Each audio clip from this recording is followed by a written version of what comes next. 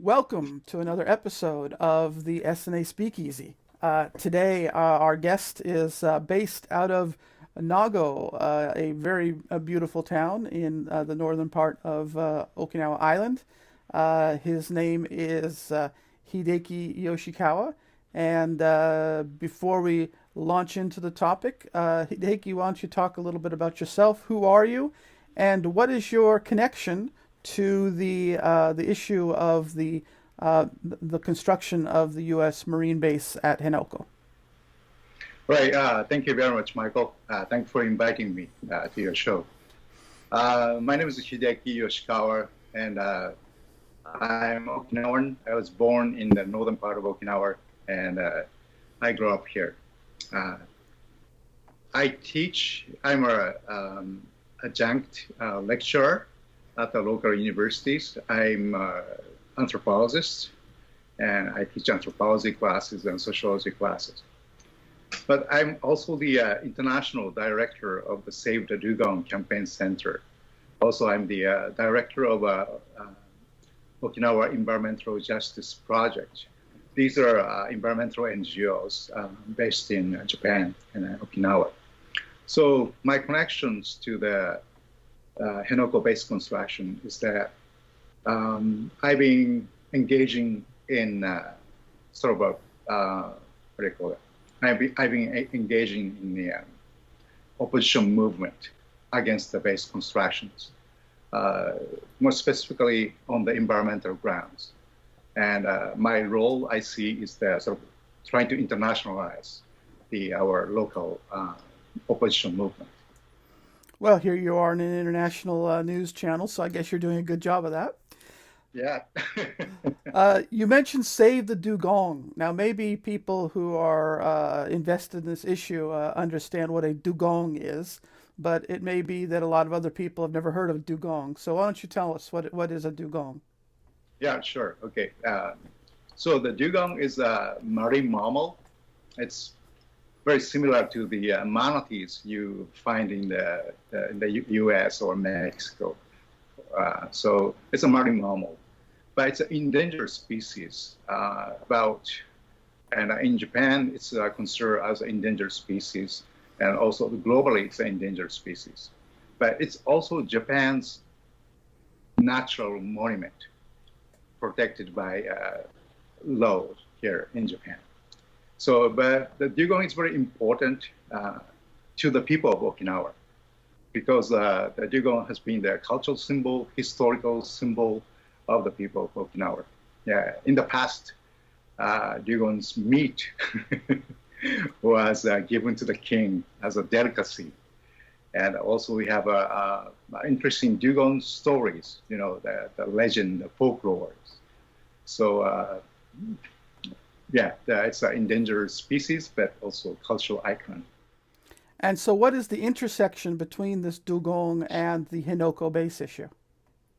Okay, so this dugongs, we until 1997, many people didn't pay attention to actually the presence of the dugongs, and actually the number of the dugong was decreasing, and many thought that was already dead or extinct. But when this Henoko-based construction issue came up, and then Okinawa Defense Bureau or Japanese government, they conducted preliminary research surveys in the Henoko-Ora Bay area. That's where the construction of the military base was taking place. And Japanese government found the dugong swimming. And then people start paying attention to the dugong, and the dugong has become actually the symbol of the sort of anti-construction movement, as well as the Okinawa's movements to protect the environment. So Henoko-Ora Bay, that's where the construction is taking place. That's an important habitat for the Okinawan dugong. And so, the construction of the base is expected to disrupt this habitat. Yes, very much so. Yeah, but interesting things is that Japanese government conducted or the environmental impact study, and they came up with this, conclusions that there will be no impact on the environment, including the dugongs. So that's one of the reasons that Japanese government was able to pushing this construction forward for last 10 years, or I don't know, last 6 years. Yeah. Mm. Well, But I was just going to say, okay. let's step back again. I mean, I'm assuming that a lot of the people who are watching this don't have background in the issue and how it came about. So Mhm. there is a U.S. Marine base that is already at Henoko called Camp Schwab, Mhm. and I believe Camp Schwab basically goes back entirely to the end of the war in 1945. Um, but now we're talking about something else, something that I guess began in 1995 with the very horrific rape incident in Futenma, another base in Okinawa, and the decision by the U.S. and Japanese governments that Futenma base needed to be closed down, and that a new base needed to be created, an air base for Marine helicopters and other aircraft. Can you explain how it is that Henoko came to be chosen, and what was the role of the Okinawan government or Okinawan people in this decision? Right. So when the Japanese and the U.S. government decided that they have to reduce the burden, so-called burden of U.S. military bases on Okinawan people, and then one of the key components of that plan was that, yeah, as Michael, you said, close the Futenma base. But government, both government demanded, or they need to find a replacement facility. So they decided this Henoko Urabe as a relocation site. There are many reasons, I think. One of them is that it's the Henoko Urabe area. It's a very, very rural area. So there are not many people, not as many people as the ones in the Futenma. So government thought that it will reduce these some risk on the people. But yeah, but my understanding is that in the process of choosing this Henoko Aura Bay as a replacement site, a construction site, basically Okinawan people didn't have much say in deciding, in the choosing this construction site. I believe it was in 1996 that the site was first chosen, and that the plan has moved forward since that time. So it's that now 24 years. Um, have the Okinawan people had any opportunity to express their opinions or their overall views on this air-based construction plan? I think, yeah, we have been expressing our opposition to the construction base in various ways. Yeah, we have like a daily protest movement, or, sit-ins at Camp Shore, but we also, like, we have elected governors whose election pledges are include, closing down the Futenma and also not building the base in Henoko Urabe. So we elected governors who are against the construction base. And February last year, 2019, we have the prefectural referendum. So of the people who participated in the referendum, 70% expressed their oppositions to the construction of the base in Henoko. So, and then we have, rallies, gatherings, so many ways that we expressed our opposition. Well, fundamentally, if a majority of Okinawans have been expressing opposition, and you're right, through polls and referendums and election of politicians, this public opinion has been made clear again and again. But why are you against the base? I mean, don't you feel like you need protection? And this is having a U.S. Marine air base next to you is something that is actually good for protecting you from China and other threats in the world. Okay, yeah, a good question. So I think there are many different opinions about the presence of U.S. military bases in Okinawa that range from, the bases actually don't protect the local people. That this idea actually came from the many people's experience during the World War II. That's when we had the Japanese soldiers didn't protect the local people. So that kind of memory still served, and that leads to the many people to oppose this idea of the bases protecting the local people. But yeah, for me, it's a very difficult question, because in a way I understand the idea of bases need for a military sort of a deterrence force against whatever countries, but at the same time, my argument, I think, is that there's just so many bases, so much concentrations of U.S. bases in Okinawa.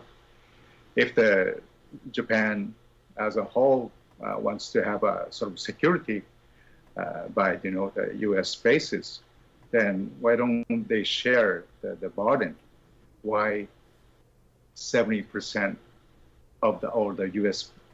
bases in Japan is concentrated in Okinawa? So this concentration doesn't make me feel that I'm protected by the military base. It's so much, it's just right next to you. I'm living in Nago, a little bit away from bases, but if you go to the Ginowan, that's where the Futenma base is, you will see the military airplane flying over your houses, your university classes being often halted because of the thundering noise from the airplane flying over the university. And also recently, as you might already know, that we have the PFOS or PFAS, those chemical spills or leaks from Futenma bases and coming down to the residential area. And it's just, so these things, it's a daily threat actually to the people of Okinawa. So when I consider these things, I don't feel being protected by bases. Well, yes, you mentioned the concentration of bases. I think the figure that's often cited is something like Okinawa makes up 0.6% of Japan's landmass, but like 70% of the land area of U.S. bases is concentrated in this one prefecture. Right. Well, you say, you asked the question, why should we host so many of these bases when we're such a small part of Japan? But, historically speaking, can you answer that question? Why is it? And also, you might want to mention Okinawa's situation between 1945 and 1972. Oh, okay. All right, good. Yeah, good point. So, yes, the Okinawa is being always sort of, it's a part of, now it's considered as a part of Japan, of course. It's a prefecture of Japan. But historically, the relationship between Okinawa and the mainland Japan is kind of, what do you call it? It's, what's the word? Yeah, it's in many ways, it's being conflict between this Okinawa and the mainland Japan. So going back to the Meiji Restoration time, Okinawa was incorporated or subjugated to the Japanese imperial government, and they become part of Japan. So, and then after that, we have the World War II. During the World War II, Okinawa was used as the sort of the last, the place that, what is it? The sacrifice. People use the word sacrifice for the protection of people in the mainland Japan. So, and then after World War II, from 1945 to 1972, the Okinawa was under the U.S. Military occupation. So it was during that time that many bases were built in Okinawa as the keystone of the Pacific, as the part of the U.S. Strategies to deter, the communist threats. So during that time, yeah. So, yeah, of course, we have this from the historical perspective. The bases were always there after the World War II. So we feel that, yeah, it's overdue, actually. The bases in Okinawa should be, at least some of the bases should be moved or closed down. Well, of course, all of Japan for a 7-year period from 1945 to 1952 was under U.S. occupation, not the 27-year period that Okinawa was, but a 7-year period. And there were, at one time, many U.S. bases all throughout mainland Japan as well, even in the Tokyo area. We have the legacy of a couple of them. Why is it that the U.S. soldiers' bases were mostly evacuated from the mainland and not Okinawa? And why today do mainland Japanese not say, well, maybe we're being a little unfair to the Okinawan people. Maybe we should share this burden, as you're asking? That's a good question, and I want to ask that question to the people of mainland Japan, actually. Yeah, so one way that looking at this, what you said, this describing this situation is this. It's just, it's maybe the concentration of the bases in Okinawa is a form of discrimination by the Japanese government against the people of Okinawa. So, yeah, I always wondered, if the Japanese government, they emphasize the importance of U.S.-Japan security relationship and, the presence of bases in the Pacific, then why don't the mainland Japan share the responsibility? Yeah, so I just don't know why they the Japanese government want to keep the bases in Okinawa. Maybe, yeah, if we get, well, they'll always give us like this is strategically important strategic issues, or but yeah, I don't know actually. Yeah, so. All right. Well, everything we've talked about so far is basically the ABCs of the Henoko and Okinawa issue. So I want, before we move on to the Q&A with the patrons, I want to touch on a few things that those who are very familiar with the issue can get some benefit out of. And so my question then is a little bit more detailed.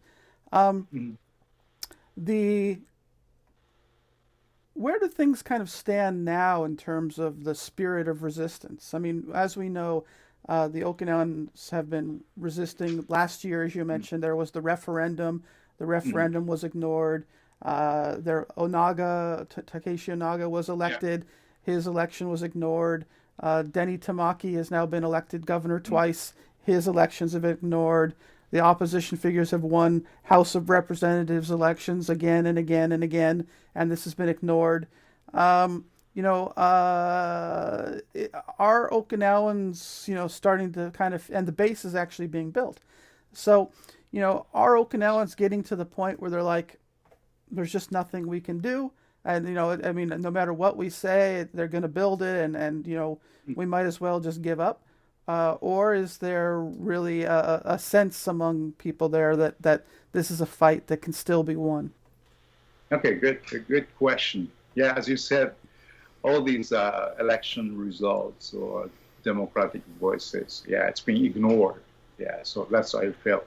So I've been engaged in this opposition movements for, yeah, like, come to think of it, 20 years. It's been a long, long struggle. And yeah, and always we feel like, uh, yeah, our voices we never heard by the Japanese government or the U.S. government. So that's true, and that actually depresses many people. And we have many people who are now sort of gave up for actually a long time ago. Yeah, but again, I'm working on the environmental front, and the environment actually is, to me, is on our side. I think Yeah, I know what you're about to say. yeah, right. So, so uh, like last year, Japanese government, yeah, finally acknowledged or admitted that the seafloor on the Ora Bay side of the construction site is extremely fragile. It's like people use it. It's like a mayonnaise, like seafloor, or tofu, like seafloor. So, and it requires major changes in the construction design, and need a construction reinforcement work.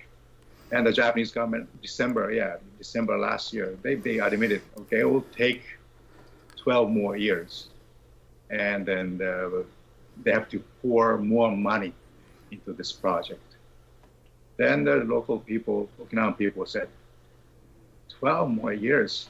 Then we are asking, is this really durable project? Is that this project make sense to the U.S. government, U.S. military? Yeah, DODB has been changing. They're forced to change their schedule of all the realignment plans for last, I don't know, 15 years. So now I was supposed to build like 2004, right? And they pushed back 2022 and 2026, and now it's somewhere in the 2030s. So yeah, so this environment, fragile seafloor, is on our side. And many people are actually encouraged by this this news, and it's kind of yeah, sort of empowered our movement. Mm. Yes, the seafloor did come in for you there. So, what for people who are, let's say, they're journalists or just people following the news, people who are interested, are there any kind of events or signposts coming up in the next months or years that may be a turning point in this issue, or is it all kind of fuzzy at this point? I mean, we do know that the Abe government seems to be near the end of its rope. Is there a prospect for major policy change coming from one place or another, in your view? Well, it's always difficult to predict with the Japanese government. We always hope that something good will come out from the Japanese government, especially like 2009, we had the Minshuto Democratic Party of Japan. Was in they took the office, but yeah, it's really difficult to predict with the Japanese government. But I'm hoping that the U.S. side, the upcoming elections, Biden, if he can win, he'll be more reasonable. I don't know, but it's so I can see, as you said, there's some big political changes about to happen, and whether we can make best use of these opportunities to make our case is really depending on us, whether we can make best out of these opportunities or not. Well, it's funny you So should say Biden because I thought that, with Biden, basically, there's no hope. He'll just continue the same policy because he's establishment. If there's any hope, it would be Donald Trump in the sense that he's the guy who might want to pull out U.S. troops from Japan in order to pressure the Japanese government. So he would seem to be the better hope, in a sense, for a major policy change in the United uh, States. all right, but at the same time, I don't see the Trump winning. I may be wrong, but so any political changes actually. So what I'm saying is that Japanese government, maybe I don't know. I don't know what I can expect from the Japanese government. Yeah, it seems like their mind is set on this idea of Henoko is the only option. Whereas the U.S. case, maybe we can do something. So one of the reasons I made this comment is that because as you know that I've been working on this, with the U.S. counterparts too. U.S. NGOs, but also the U.S. Agencies, federal agencies, like United States Marine Mammal Commissions, independent agency that oversees this Marine Mammal Protection Act.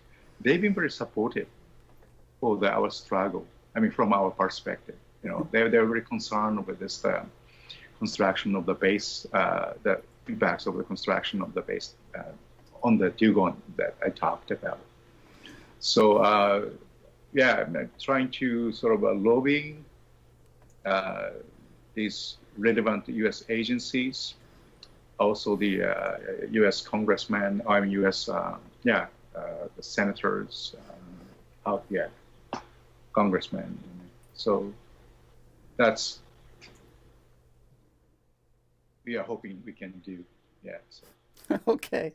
Well, I've been interviewing you for almost 30 minutes. So before we move to the Q&A section, this is the part that goes up on YouTube and goes to the world. So is there any further point that you'd like to make that I haven't asked you about before we move up to the Q&A section, which is off the record? Oh, okay. So let's see. Goes. Yeah. So if the U.S. bases were here in Japan or in Okinawa to provide security or protect democracy or the human rights or peace, then I think the bases should also I'm sorry. Okay, I just got to say more. Okay. So if the bases are here in Japan to protect, provide peace or security for the life of people or the human rights here, I think people behind in the government, they really need to listen to the people of Okinawa. And this Henoko constructions taking place, completely ignoring democratic voice of people. And the Japanese government and the US government, they're also bending their laws and their regulations. That's the only way they can keep pushing this construction plan. So it's this idea of pushing the base forward.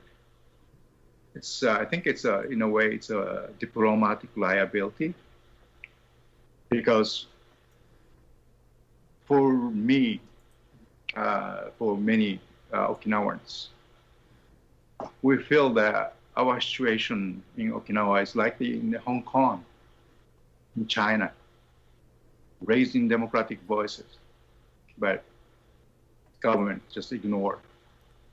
China ignores Hong Kong voice. Japanese government ignores Okinawan voices. And I can even say maybe uh, Uyghur, in China, Tibet, you know.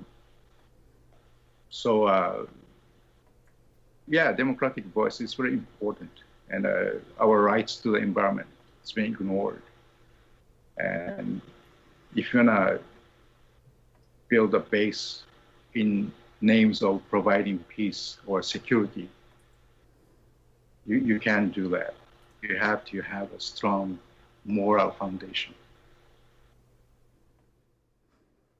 I understand. Defending democracy by crushing democracy in Okinawa. Huh?